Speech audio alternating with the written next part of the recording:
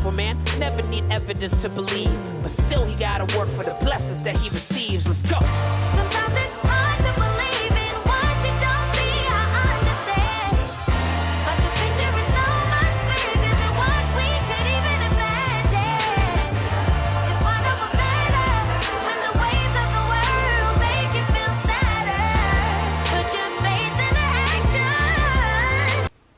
Hey everybody, thanks for tuning into The Good Life TV. Tonight we're gonna have part 2 of Mixed Messages in Your Home, and I'm still interviewing my brothers Brandon and Laique, and they're gonna give you guys some great advice on how you and your family can stay connected to God at all times. And if you didn't watch last week's video, please click on the link, follow my YouTube, and watch last week's part 1 of Mixed Messages in Your Home, so everything kind of ties in.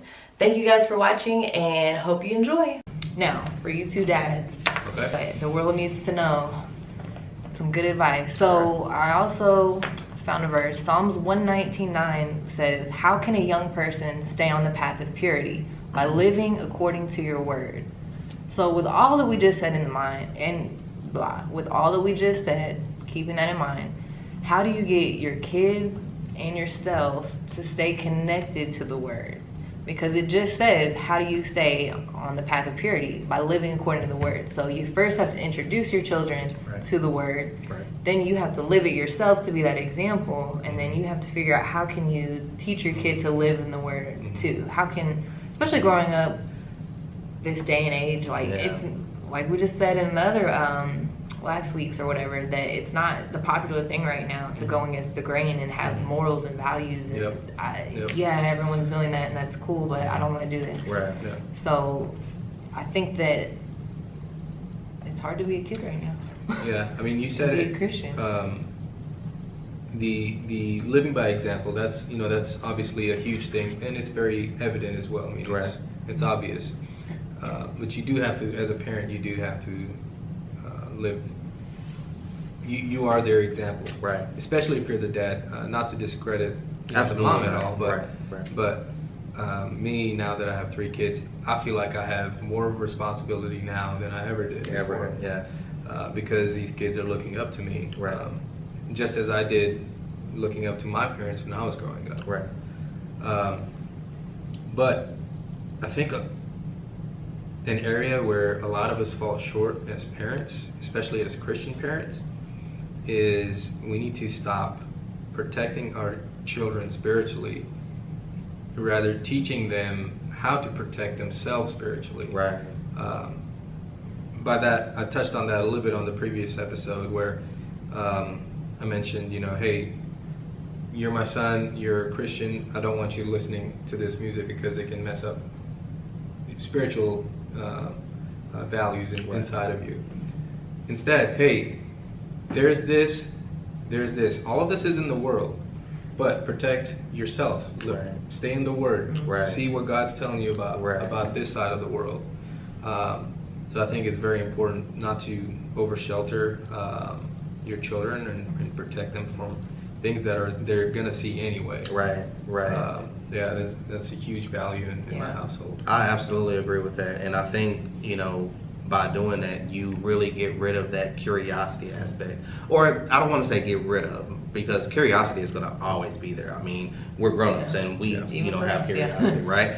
But I think that when you automatically take something away, right? Don't listen to this music, or don't hang around this crowd, or don't watch this. It's going to automatically bring out the curiosity in the child, and it's going to make them wonder why. And it's going to make them want to do it even more, because it's like, you're defying me of this. The second part to that, I'm glad you brought that up as well. The second part to that is when you're teaching your children how to protect themselves spiritually, it's very important that you equip them with tools on how to protect themselves. You can't just say, all right, go protect yourself spiritually. What kind of equipment do you need? Obviously, if you're in a fight, you go to war, soldiers need guns, soldiers need knives, soldiers need flak jackets, whatever the case may be, helmets. That's all their equipment, right?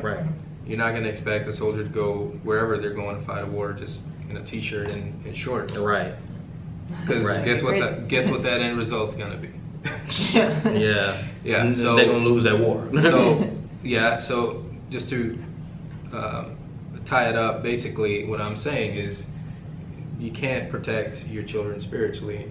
It's better that you teach them how to protect themselves spiritually.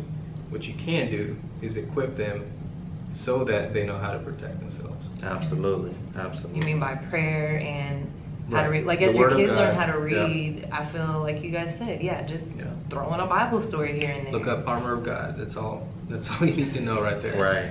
Yeah. So, and especially, I guess your kids are more on the younger end, so keep doing what you're doing. Your daughter's a little in the middle, Right. so it's getting to the scary times of Yes, yes it is. of grown up life. But Right. and I don't have kids, but I have a godson who's 9, so that's still pretty high up their Right. age where it's like you definitely see how the world works and you're Right. part of it and you want to be cool and you want to fit in.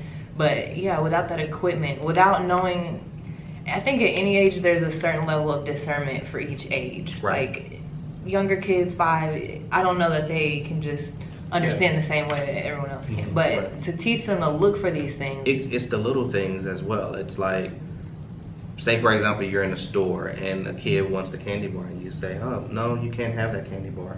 It's about teaching your child that integrity of, hey, once I say no, that means no. That doesn't mean that you go and put the candy bar in your pocket. It doesn't matter if you saw it on whatever TV show or cartoon, they were able to just get the candy bar Or and walk YouTube. out of it. Or YouTube, or heard it in a song, or saw it on some Instagram video or whatever the case may be, or on some gaming app or whatever, that they were able to just take what they want and walk out with it. No, we have integrity. We're different. We are different. We do not go against, the will of God. We do not go against the rule. Yeah. We don't steal. That is a commandment. Mhm. Thou shalt not steal. So, even something as small as that, you can teach to younger children. Yeah. Now, obviously, as the children gets older, those lessons evolve into more challenging lessons, I Yeah. guess. but it's definitely you definitely want to start when they're young. Absolutely.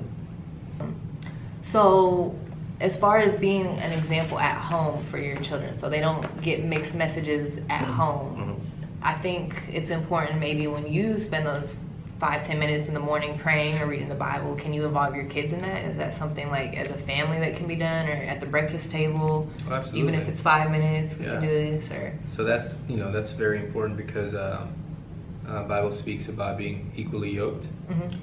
What better way to get equally yoked than to, over some scrambled eggs in the morning. Absolutely. no pun intended, right? Absolutely. And that's the best way to do it. I mean, if you're gonna do it anyway, why not Yeah.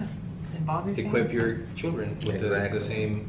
the same values and tools that you're receiving? And make them this day and age. We grew up in the generation where our parents made us lock ourselves in the room. You got an hour to read right. before you can go back outside. Right. Okay, we didn't have all the tablets then, so Right. I understand kids. It's a different generation, different time, different things. But can we go back to like having them read for Yeah. a couple minutes a day? Absolutely. And maybe they can Yes. enjoy the Bible stories. Like, Absolutely. there's some Absolutely. interesting stuff in there for Like kids. in our household, I've actually held Bible studies with my children. Oh, that's and I awesome. believe in us coming together and Yeah. fellowshipping as a family. Because I love that. again, I believe that a family that prays together stays together. So before we drop them off at school, we pray over them. Before they go to bed at night, we ensure that they say their prayers. We say a prayer with them. If there's like STAR test coming up, we ensure that they say a prayer specifically concerning them, passing the STAR test, asking God to help reveal to them the answers that they need to see, things of that nature. And then So- they start remembering that. Exactly. So when they get stressed out at school or for a test, maybe they can stop. Well, my dad prayed like this for the STAR test, so let Right. me try to pray like this for me. Or, I think you just kind of pick things up here and there Exactly. from that. I love it. Beautiful. Well, thank you guys for your awesome fatherly advice as always. And I think that wraps up mixed messages in the home. So let's all take some time out and commit to being the example for our kids these days. So thank you guys for watching The Good Life. Tune in for next week, more mixed messages on this series. Okay. And then do you know what to do with your hands? Okay. Yeah, this is the worst part of recording. Hey guys, it's us with The Good Life. Decided we don't know what to do with our hands when we record, so